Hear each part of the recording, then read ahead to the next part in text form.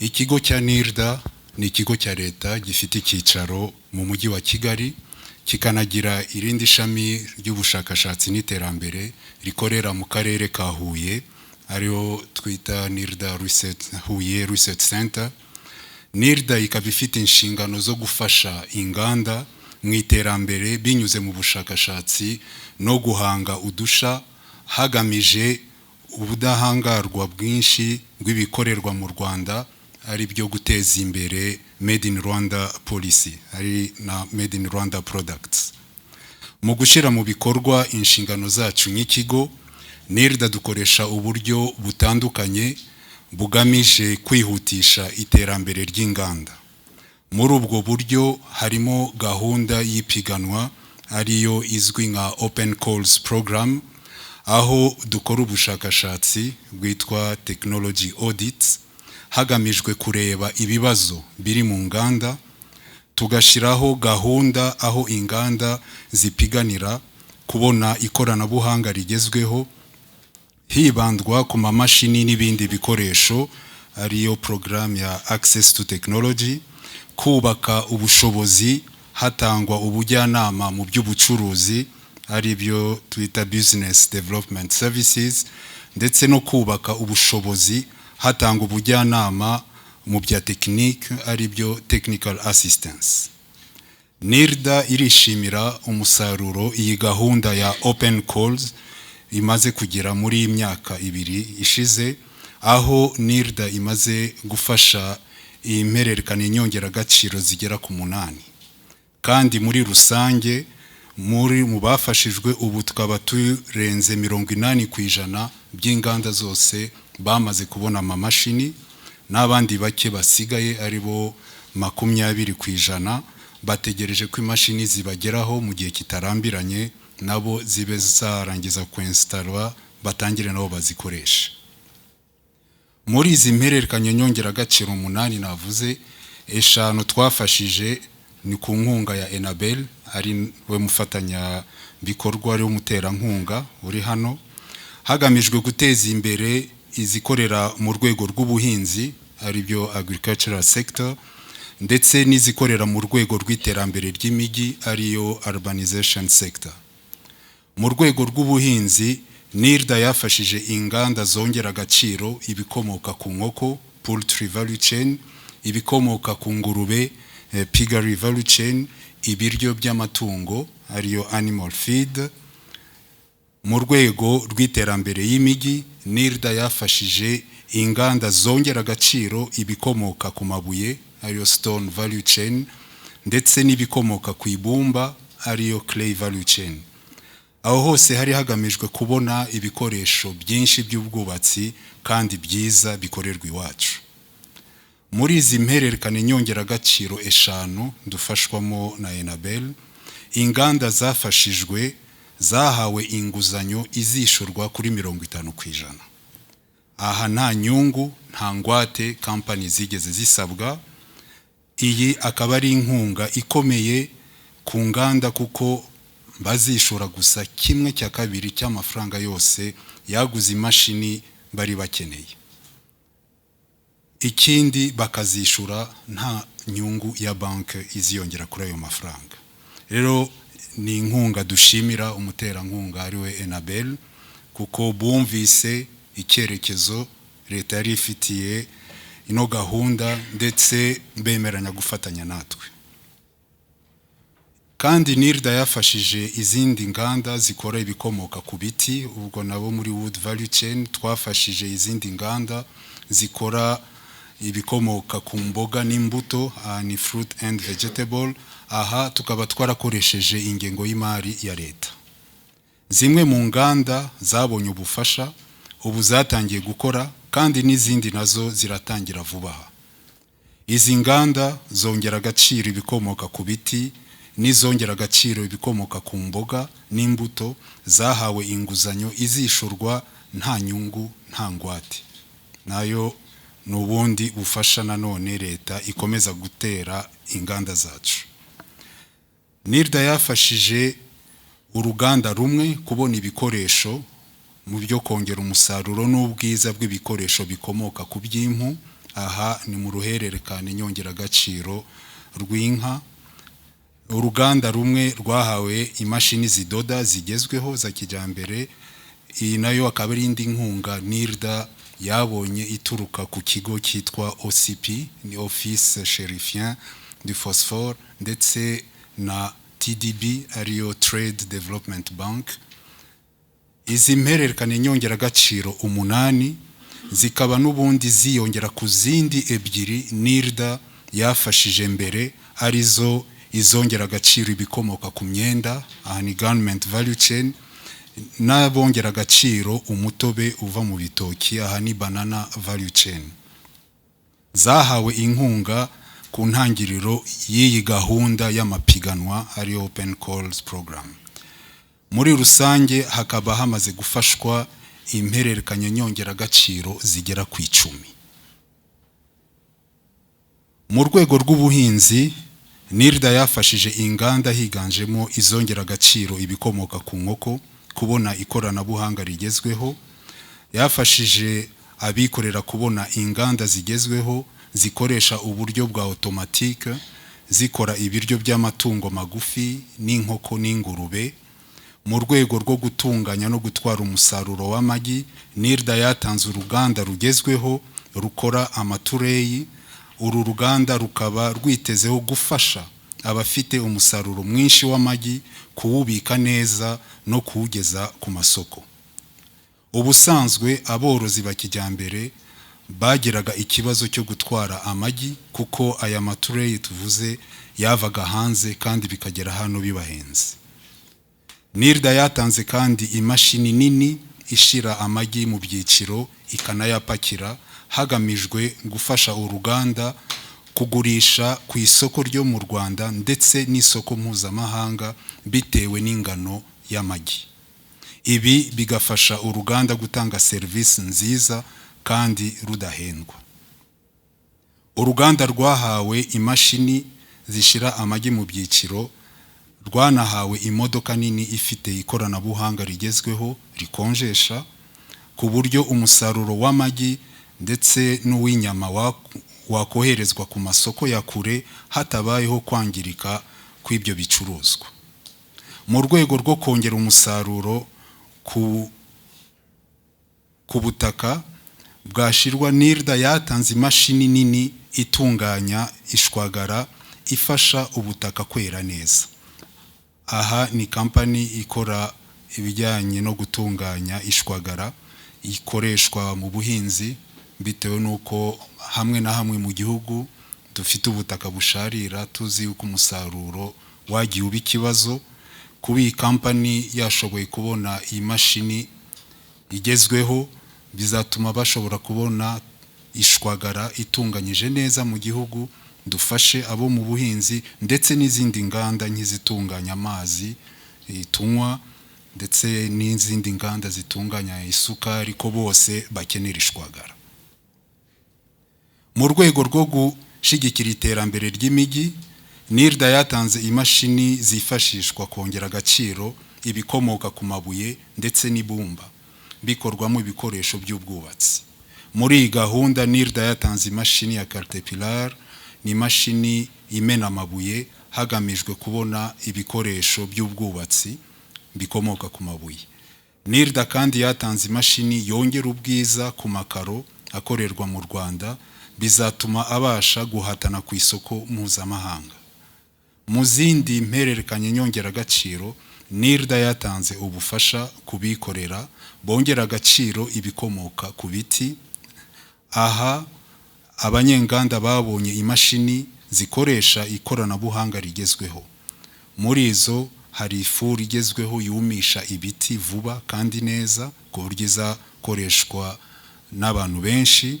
Hari imashini ikora za triplex, hari imashini nini ibaza ndetse ikongera n'imirimbo ku bikoresho babaje, ifite ikoranabuhanga ryiza rigezweho. Iyo mashini ikaba yitwa CNC, ntayo twageraga. Ibi bigatuma n'abakora muri urwo ruhererekane nyongera agaciro barushaho gukora ibicuruzwa byiza kandi bikorewe iwacu. Muri iyi gahunda kandi hari gufashwa abongerera agaciro ibikomoka ku mboga nk'uko nari nabivuze haruguru, aha kubabonye ikoranabuhanga rigezweho, ndetse abongera agaciro ku bikomoka ku nka nabo ntabwo bibagiwe, barafashijwe. Uretse izi nganda zafashijwe kugura ikoranabuhanga rigezweho muri gahunda y'amapiganwa, NIRDA yubakiwe ubushobozi abandi banyenganda baje guhatana ariko batagize amahirwe yo gutsinda. Bahawe amahugurwa mu bijyanye n'iby'ubucuruzi, ariyo Business Development Services, ndetse bamwe bahabwa amahugurwa mu bijyanye na tekinike hagamijwe kunoza imitangire ya serivisi n'imikorere muri rusange y'inganda zabo. Mu bindi mu rwego rwo kugera ku nganda nyinshi, NIRDA iri gufasha inganda kubona inguzanyo ku kugura ibikoresho, kwagura inyubako ndetse n'ibindi binyuze muri gahunda yo kwishura ingwate, yo kwishura inyungu y'8%. Iyi akaba ari gahunda NIRDA ifitanye na BRD, nanone twatewemo inkunga na Enabel. Aha abakora muri izi mererekana inyongeragaciro 5 twavuze zo mu buhinzi ndetse no mu iterambere ry'imijyi bafite amahirwe yo kujya muri banki y'iterambere bagasaba inguzanyo, aho leta ibishurira 8% ku nyungu banki igomba kubaca. Bwari uburyo bwo gufasha abo batagize amahirwe ntibacike n'intege, n'uwabashaka amafaranga atari menshi aciriritse abe yashobora kuyasingira mu buryo bworoheje. Ikindi twavuga nuko muri ubu buryo bwa open calls amafaranga yishurwa n'abahabwa ubufasha yongera akagaruka kuri konti ya NIRDA. Icyo tugamije nuko iyo amaze kugaruka hari abandi banyenganda batigeze bagera amahirwe yo gufashwa muri aba batsinze, ariko bazabona amahirwe yo gufashwa nyuma bagenzi babo bamaze kwishura amafaranga. Kuri twe ni gahunda nziza cyane izatuma mu gihe gito ndetse n'ikirimbanije dushobora gufasha abanyenganda benshi kuba bose bagerwaho ni gahunda yo kugurirwa imashini zigezweho, ndetse nabo bongera ubushobozi bwo gukora ibicuruzwa mu nganda zabo. Nitwavuga ibikorwa byacu ngo twibagirwe service y'ubushakashatsi zikorwa zinyuze muri laboratoire y'icyitegererezo dufite. Aha ni laboratoire yacu iba ihuye, NIRDA Life Science Lab, aho dufite ishami ry'ubushakashatsi, tukagira n'indi laboratoire yitwa STEM for Industry iba hano muri URCST i Nyarugenge. Izi laboratoire zikomeje gutanga service mu gupima ibicuruzwa by'inganda, aho umunyenganda mbere yuko yasaba ikirangantego cya SMAC cyangwa n'ibindi mu kigo cy'ubuziranenge bafite amahirwe yo kuza gupimisha ibyo bicuruzwa muri NIRDA, kuko natwe iyo service turayitanga yo kugira ngo dukore testing, byibuze wongera ubwiza bw'ibicuruzwa byawe nimba ari aho bitanoze neza, ndetse birusheho kuba byiza ube wanahabwa ayo mahirwe yo kujya gusaba ibirangantego by'ubuziranenge ibicuruzwa byawe waramaze kumenya uko bikorwa. Rero iyi service itangwa muri Life Science Lab dufite ibihuye, ariko vuba aha hari na gahunda yo kubaka iyindi laboratoire y'icyitegererezo izubakwa hano i Kigali, byose bigenze neza mu mwaka utaha. Uyu ni umushinga ushobora kuba uzatangira gushirwa mu bikorwa. Mu gusoza ndashimira abafatanyabikorwa bacu aribo Enabel turi kumwe muri uru rugendo, ariho banki y'iterambere y'u Rwanda BRD idufasha nka fund manager kwa mafaranga yacu anyura muri BRD n'ikorana n'abanyenganda ibafasha gutumiza amamashini. Tunashimira OCP Group, tunashimira TDB ubufatanye bafitanye natwe kuza kudutera inkunga kugira ngo inganda zacu zishobore gutera indi ntambwe. Icyo dusaba inganda zacu n'abanyenganda bacu no gukoresha neza ubufasha mwahawe, mwabonye mutewe inkunga na leta, mukabubyaza umusaruro imashini n'ibikoresho mwahawe, ndetse rizane n'ubumenyi ari mu bakozi banyu ndetse no mu gihugu mu bikorwa byose biteze inganda zanyu imbere. NIRDA izakomeza gukora ibishoboka byose kugira ngo yongere ikomeze ibubakire ubushobozi aho bukenewe, ndetse tunabasaba gukomeza kwegera ishami ryacu ry'ubushakashatsi kuko hato na hato hari ibyo muba mukeneye gusuzuma, gupima ndetse no kunoza. Thank you, Director General of NIRDA, to having invited associated Enabel, the Belgian Development Agency, to this presentation to showcase the results of the open call program that NIRDA has managed with the support of Enabel and Belgium. The development of agriculture, pig and poultry, and made in Rwanda construction materials, specifically in the clay and stone value chains. Let me just add, of course, the DG has explained, I think, everything very well in detail. So let me just tell you why Belgium and Enabel are partnering with NIRDA. In this case, this is part of a wider engagement and cooperation program with the government of Rwanda. And in this case, we are working very closely with NIRDA to support the sectors that I've just mentioned. This is part of a wider cooperation program, 5-year cooperation program with Rwanda.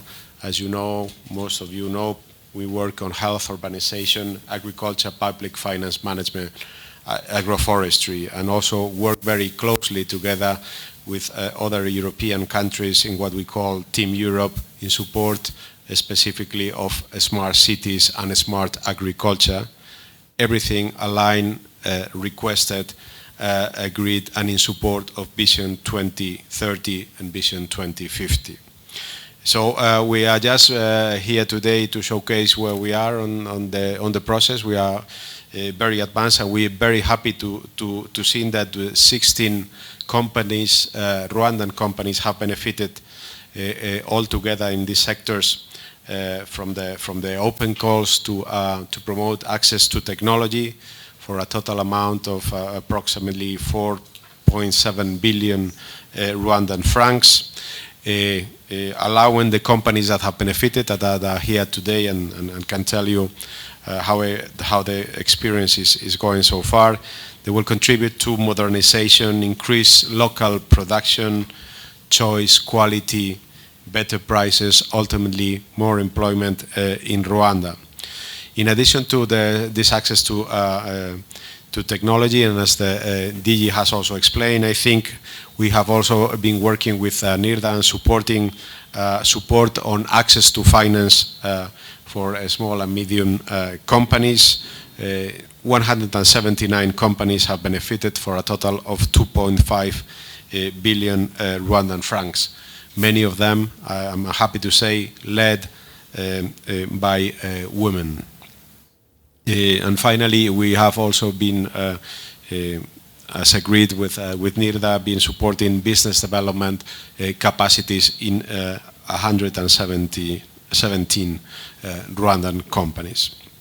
So altogether, a total of 10 billion Rwandan francs and 303 companies that have benefited and will hopefully contribute to improvements in the economy, in the sectors, and the added value chains that have been mentioned: pig and poultry, clay, stone, and others to come, because we are also optimistic that we'll be able to continue a good partnership with NIRDA and with the government and other agencies, and definitely with private sector for an improved outcome and a better Rwanda, ultimately in support of Vision 2030 and Vision 2050. Thank you very much. So the floor is open for questions. Nitwa Patrick Rwangabo morera Radio Salus. Ikibazo cyane nashaka kukibaza NIRDA ubwo mu minsi ishize baherukaga muri park byagaragaye ko hari inganda zitagikora. Zimwe mu nama bagiriwe nuko bazongera ubushobozi ibibazo birimo bigakemuka den bagashobora kubyegurira abikorera. Nshaka kubabaza aho iyo gahunda igeze. Hari ikindi ku ruganda rwa Rwamagana rukora inzoga abadepite inshuro nyinshi barusuye basanze rudakora. Nshaka kubaza aho situation muri aka kanya igeze ndetse n'urwo muri Rubavu ndakeka ubwo mwari muri park mwavuze ko hari harimo gushakwa imashini ndetse ko yari irimo kwestarwa kugira ngo ibyo bibazo bikemuke. Nshaka kubabaza aho situation yabigeze muri aka kanya. Murakoze cyane. Patrick yabazaga ikibazo kijyanye na CPC, ibyo twabajijwe muri park, impamvu inganda zimwe zidakora, ese ni iki kirimo gukorwa. Izi nganda iwacu ziri mu kindi cyiciro gitandukanye n'iyi gahunda ya open calls. Aha ni amapiganwa areba abanyenganda bifitiye inganda zabo, leta ikabafasha kongera kugura imashini nsha zikoresha automatisme, kuko iza mbere zari zifite ubushobozi buke cyangwa ziri manual, bakajya muri automatisme. Noneho iyi gahunda open call itandukanye na CPC uruganda iwacu. Ariko ngusubiza navuga yuko izi nganda dusigaranye ni 3, ni Rwamagana, Rutsiro na Nyabihu. Ibibazo banyakubawa depite babajije cyane cyane kuri Rwamagana, yego nibyo bagiye badusura, ariko igihe badusuraga rimwe basangaga uruganda bamurangije kwenga, imashini zirimo kozwa, ndetse tugeze kuri phase yo gutangira gushira inzoga mu macupa tujya n'ibicuruzwa ku isoko. Ibyo byagiye biba kenshi kuko n'igihe banageraga mu ruganda nta rimwe bigeze basanga nta nzoga itarimo, kuko baranayishiraga mu macupa bakabahereza ati murebe musogongere. Mu mikorere y'uruganda rero icyo twakwemera, ntabwo uruganda ubushobozi bw'uruganda Rwamagana ntabwo turatangira kurukoresha amasaha 24 ku masaha 28. Ibyo biterwa n'iki? Biterwa mbere na mbere n'isoko, n'abanyenganda bari hano babyivugira. Production y'uruganda iterwa n'isoko ufite. Ntabwo wajya kwenga ibintu byinshi uzicaza mu ruganda bitindemo. Nimba ufite isoko ryawe ritaraguka cyane, wenga bikeya ukajyana ku isoko, byarangira ukongera ukenga. Nibwo bushobozi uruganda rwacu rufite, ariko icyo tugamije nuko rugomba kuzakora igihe kinini buri munsi. Tugiye Rutsiro ni uruganda rucuruza ubuki, ariko hari izindi mashini zaguzwe zizatuma bashobora gukora divayi y'ubuki. Imashini ubu bamaze kuzigeza ku ruganda, zimwe zamaze kuba tested, izo twasanze zifite ibibazo twazisubije uwazizanye kugira ngo azihindure azane izindi. Naho ni umurongo twizeye ko mu mpera z'uyu mwaka bazaba batangiye gukora indi product, no kugira ngo twongere ubushobozi bw'uruganda bacuruze byinshi bashobore guhaza isoko ryacu. Tugiye ku ruganda rwa Nyabihu rushinzwe kugurisha gukora umusaruro uva mu birayi, uruganda rw'urwo rwaragize ikibazo ku imashini imwe igomba gutunganya amafiriti adahiye, ibirayi bihase n'ibirayi byogeje, yaje muri covid. Icyo gihe igeze mu Rwanda ntabwo umusupplier uba i Dubai yigeze abona ubushobozi bwo kuza yinstale anakore training y'abatechnician bacu. Kuva icyo gihe imashini igera mu ruganda bayigumishije aho, dutegereza yuko bazaza ko mu masezerano twari dufitanye nabo bagomba kuza kuinstall imashini itaza kuva muri garanti cyangwa tukayikubaganya hakagera ikintu gipfamo. Icyo gihe umusupplier kugira yuko nta kigomba kumubaza. Uyu mwaka nibwo bashoboye kuza, ko byagiye bigorana hagati tubatumaho bati ntidushoboye kuza, hari ibindi bibazo, natwe ntibyatubujije gutegereza ko ni imashini ihenda yaguzwe arenze miliyoni 100. Rero ntabwo natwe twayijyaho ngo tuyangize. Ubu bamaze kuyitunganya, imashini iriho irakora mu gihe kitarambiranye. Nyabihu nayo igiye gushira ku isoko amafriti adahiye twikoreye mu Rwanda, ibirayi byogeje n'ibirayi bihase. Izo nizo nganda 3 ziri kuri gahunda y'uruganda iwacu tugifite muri NIRDA. Mberetse ibyazo aho bigeze. Privatization yazo iracyariho ntabwo yigeze ihagarikwa gusa icyo twasabwe na leta nuko tugomba kuzagurisha uruganda rukora nibyo turimo ubuko zitangiye gukora zigiye gukora neza gahunda yo kugurisha izakomeza kuko biri mu nshingano za RDB. Nitwa Gabriel Imana iriho nkorera radio na televiziyo Isango Star. Mfite ikibazo kimwe. Uyu munsi turi kubara amezi make ngo twinjire ku musozo wa NST1.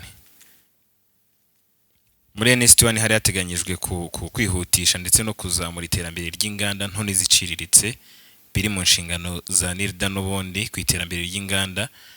Ese uyu munsi muhuje NST1 intego yari ihari n'uyu munsi mwiyevaluatinze mubona yaragezweho aho itagezweho habaye izenzitizi hanyuma muri kuzikemura gute hari ikizere cyuko amezi asigaye bizaba byarakemutse murakoze.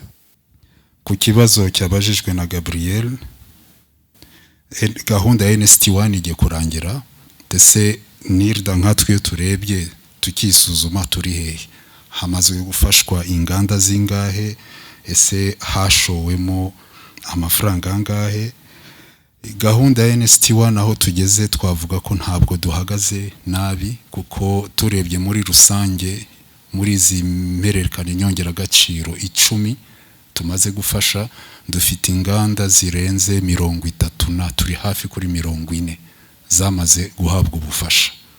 Rero ubaza izo nganda zose hafi 40 ziri mu mpererekane nyongeragaciro 10 no ubufasha butari buto leta imaze gutanga.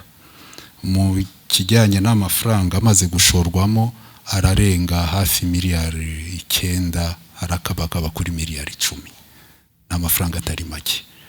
Nkuko twabivugaga kuko leta itahora ibona amafaranga buri kanya menshi ishora inganda zisaba amafaranga menshi gahunda yashizwemo muri NIRDA kugira ngo ino open call program izashobore kuba sustainable ikomeze gukora igihe cyose NIRDA izabifasha inganda nuko amafaranga dufasha aba banyenganda bari hano turayagaruza ku nyungu ya 0%, ntacyo leta yunguka ku banyenganda bacu agarutse tukongera gufasha abandi banyenganda bari muri rwa ruhererekane nyongeragaciro nk'aba twafashije ku buryo nyuma y'imyaka 5 imyaka 10 umubare w'inganda zizakomeza gufashwa n'iyi gahunda uzagenda wiyongera ku buryo mu gihe cy'imyaka 10-20 hazaba hamaze gufashwa inganda nyinshi cyane. Nitwa Igize neza Jean Désiré umunyamakuru wa Igihe.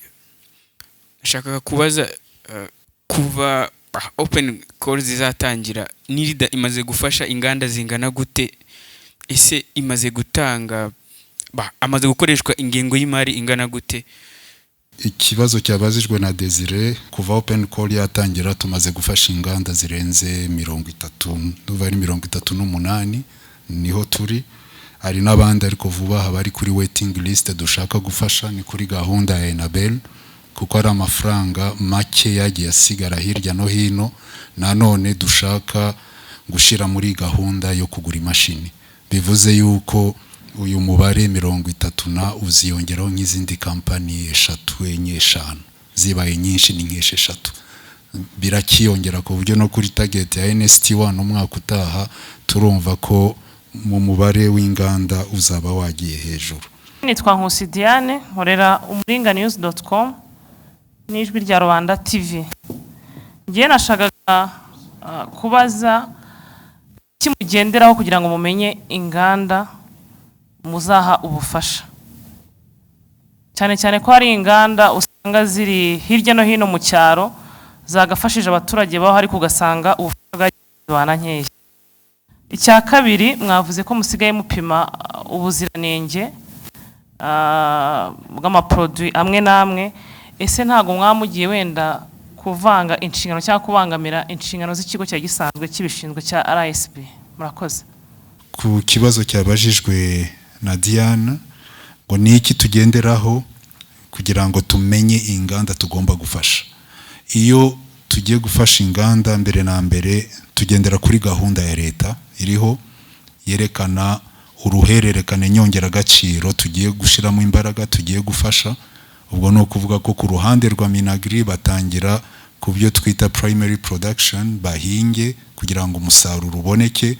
Ku ruhande rwacu nka NIRDA tuza muri value addition, ni ukongera ubwiza kuri uwo musaruro wabonetse, niho tuzana agro processing, abanyenganda cyangwa n'abandi bakora mu by'ubwubatsi.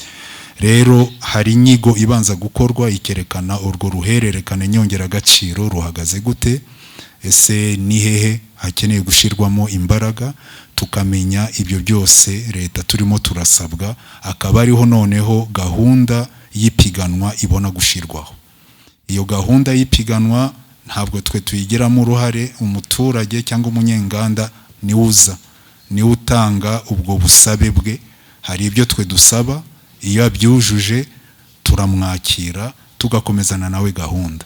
Nk'aba mubona hano no munsi batangiye ari benshi, abantu bageraga hafi, dufashe izi mpererekanye nyongeragaciro uko ari 5 barengaga hafi 900 na uno munsi abo turi kumwe nabo hano na abantu 17, haziyongeraho bake kubera andi mafaranga tugiye kuzana kubijyanye no gupima ibyerekeranye na testing. Ibyo dukora twe byitwa testing, product testing, bitandukanye no gutanga icyemezo cy'ubuziranenge cya product standardization. Product testing ni biri mu nshingano ya NIRDA nk'ikigo gifasha abanyenganda. Ntabwo nafasha umunyenganda gukora kudevelopinga product sinyipime. Icyo gihe twese tuba tugendera kuki kugira ngo tunoze ibicuruzwa byabo, natwe turabitestinga tukamenya aho bihagaze, ndetse ni naho tumuha amahirwe menshi yo gukomeza urugendo rwo kujya gusaba S-mark cyangwa certification yo muri RSB. Byibuze ajyayo yizeye yuko product yakoze igicuruzwa cye yaragisuzumye muri laboratoire cyujuje ibisabwa na rya byiriza ry'ubuziranenge agomba gucomplyinga naryo ryo muri RSB. Bivuze yuko nta conflict of interest iza hano. Iyi ni part imwe yo mu nshingano zacu gukora product testing. My name is Ofiti Wabo and I work for the New Times. My question goes to Enabel. I would like to ask you, you've been supporting this program. What has been your experience so far? And looking ahead, what can people expect from this ongoing partnership? Thank you. Thank you. So in reply to the New Times, our experience, let me try to structure my reply. So our experience with NIRDA, specifically on the open calls, which I'm discussing today, I think has been very positive. I think that they cap, the figures that we have mentioned, the presence of the companies that have received the machinery, confirms that so far things are going well. Of course, this is what we're doing is just supporting businesses with the hope that then these businesses will contribute to the economy, contribute to new jobs, improve quality, and so on and so forth. So we will be both be monitoring also if the companies have been able to make the best use of the machinery they have received. On a second note, of course, this what we call access to technology or through open calls is only one part of the bigger support that Enabel and Belgium are providing to the different sectors. And we know that there are many challenges that remain.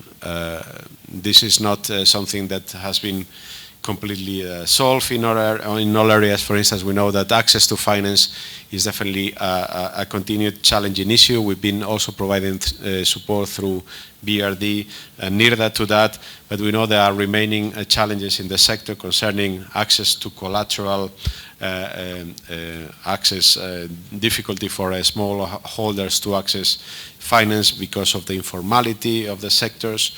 Then there are sector-specific issues on agriculture, in the pork and piggery and poultry sectors. We know there are issues with animal feed across the board that need to be tackled, and we are discussing also that with government to be able to support stock capacities and other measures.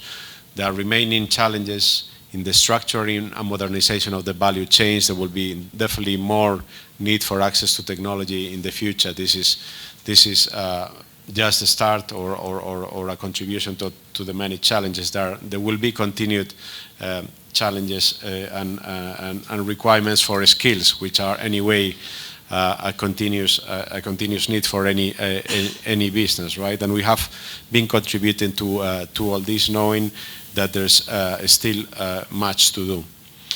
And this is why one of the reasons why also the Belgian government has been discussing with the government of Rwanda the possible continuation of our programs. This is work on the making, and hopefully we will be able to continue in these sectors, but also expand to other sectors. We are doing that in the aquaculture sector with European Union funding, and in the possible future program we will also be working on horticulture and beekeeping and other sectors. Importantly, with this program we've also started working on bamboo, and next month will be the government will be launching a new center of excellence on bamboo, which is one of the other construction made in Rwanda construction sectors that Enabel is supporting. So overall, a very good experience, and we hope to be continue working together, because that's what the situation and the markets require. Thank you. Rondasoza mwese mbashimira ku bwitange bwanyu, mbashimira ku bushake mukomeza kugaragaza mu guteza imbere inganda, kandi mbifuriza gukomeza kugira ibihe byiza. Murakoze.